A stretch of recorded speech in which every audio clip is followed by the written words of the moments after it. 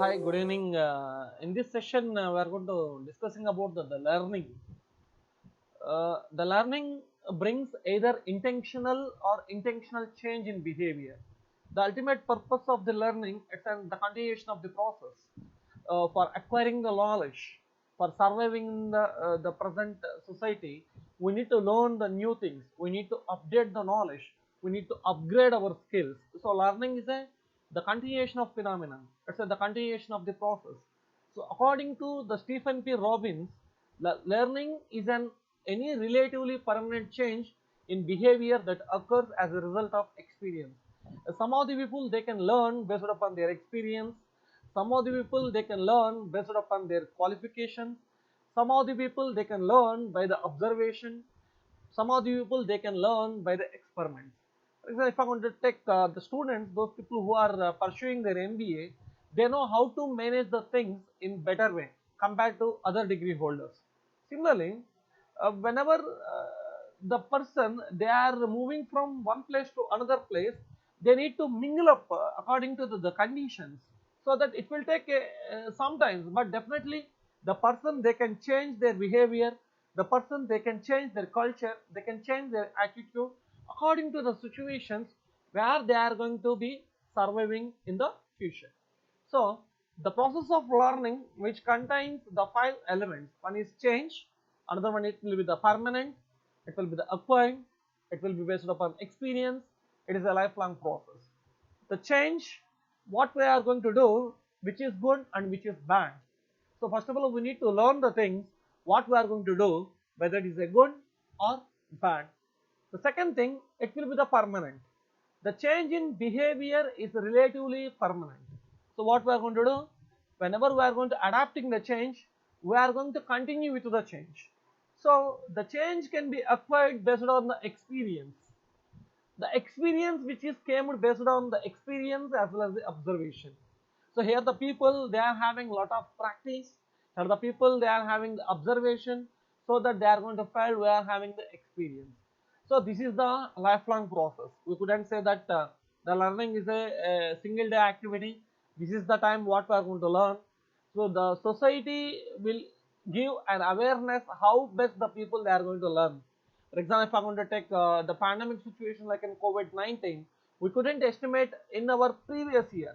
But whenever the situation will be occur, the majority of the people they are self-realized themselves how best we are going to survive while wearing the mask, while using the sanitizer, by maintaining the social distance. So it will be taken as a process. So by observing the others, by knowing the what will be happening in the society, so based on that they are learned the things. So we say that the learning is the lifelong process. It's a continuation of the process. So what are the theories which involving the learning? So the theories of learning further divide into three kinds. One is classical conditioning theories, operant conditioning theories, and social learning theories. Let me go through with one by one in detail. The first one, the classical conditioning theory, which is proposed by a Russian psychologist Ivan Pavlov by doing an activity under the classical conditioning. He did an experiment to teach dogs to salivate in response to the ringing of bell. So whenever we are discussing about the classical conditioning is a passive. So we need to do an action. So something happens and we react in a specific way.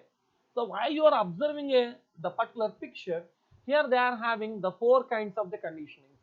So before the conditioning, during the conditioning, and after the conditioning.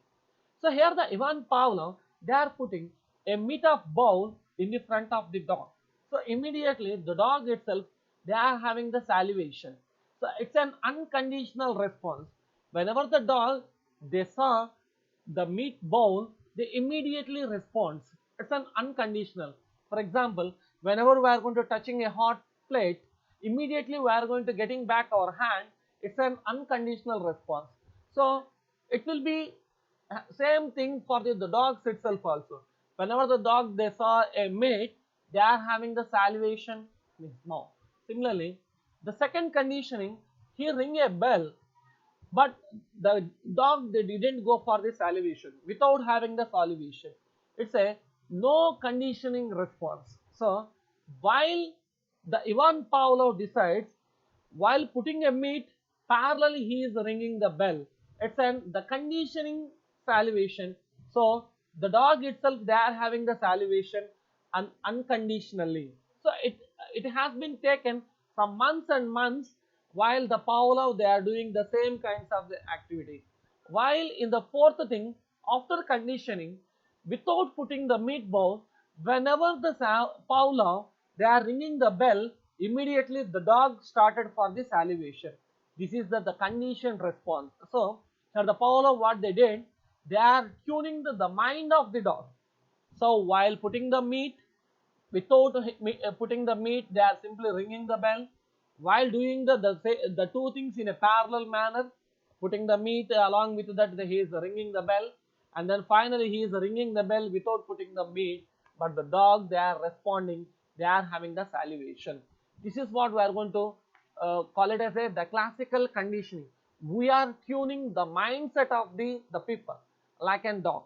So what we are going to do, we are changing the mindsets of the people. That's what happening in the current society.